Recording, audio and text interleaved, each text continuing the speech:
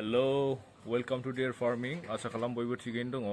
जोंना दा खान्थाल बिहरनाया सफैबाय आरो सोर बुकिं खालामहरदोंमोन दा बिथांमोननिखौ आं कन्टेक्ट खालामनानै लेंहरग्रोनाय जासिगोन। मानो होनोबा जाय एडभान्स हरदों बिसोरो लांफैग्रोनाय जागोन। बेनि उनावहाय जाय एडभान्स हराखै बिथांमोननि थाखाय आं गेरेन्टि होनानै बेखौ दोननो हानाय नङा। मानो होनबा मानसिफ्रा फैनानै बिनानै लाङो। स' आङो जाय फैनानै लांग्रोगोन बिसिनो आं हरग्रोनाय जागोन आरो जाय बुकिं खालामहरदों बिथांमोननि थाखाय एक्सट्रा दोननाय जागोन। स' भिडिअखौ नायदो। आं माल लाबोबाय ओमफ्राय दोनफैबाय नै बिथिं दंजोबो गासिबो।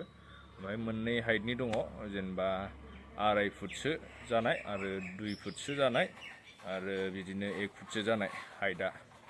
स' मेनलि दा खान्थाला सफैग्रोदोंमोन नालाय दा नायबानो जाबाय भिडिअखौ आं लड खालामनाय आरो आनलड खालामनायखौ। नै रायजोफोर नै सफैजोब्बाय। दा नोंथांमोनहा धोर्ज'ल' थादो, एसे उनाव हरनाय जासिगोन। नै सफैजोब्बाय फुरा। नै हाइटआ नैलाय, नै हाइटआ नै बेलाय खमैब्लाबो 1 फुटनि गोजौजोब आरो बियो। नै बेलाय बरिया।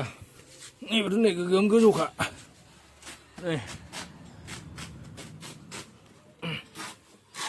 ये देख हो गया। मोननै टाइपनि दं नै लोगोफोर। नैबे एसे हाइटआ जौसिन, ओमफ्राय ओरैजाय दङ नै माखासे बिथिंबो एसेल' डिफारेन्स।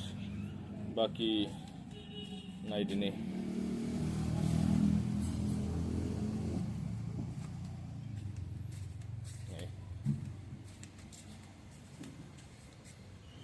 सफैजोब्बाय, रेडियानो गासिबो। नैबे जाहैबाय बल सुन्दुरि, नैबे जाहैबाय मेसिन डियर एडाप्टल बियार।